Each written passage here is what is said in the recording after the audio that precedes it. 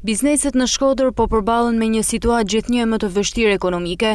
Kryetari i Bashkimit të Sindikatave të Pavarura Shqiptare në Shkodër, Albert Tuka, shprehet se viti 2026 pritet të jetë një vit edhe më i vështirë për bizneset në qytet. Sipas tij, dhënat e vitit të kaluar tregojnë një rritje të ndjeshme të numrit të bizneseve që kanë mbyllur aktivitetin. Tuka thekson se kjo tendencë është në rritje nga viti në vit, duke vënë në vështirësi ekonominë lokale dhe duke ndikuar tek punësimi. 2026 është një vit edhe më i errët, e kam parashikuar 2025-ën, edhe 2026 po ju informoj se është një vit edhe më i errët sepse ju po shihni investimet huaja s'kan Shkodër.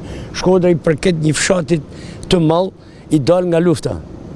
Pra kuptoni se biznesi do të shkojnë në më keq, këtu do të jena prap. Tuka shprehet se duhet të ketë më shumë mbështetje ndaj bizneseve të vogla.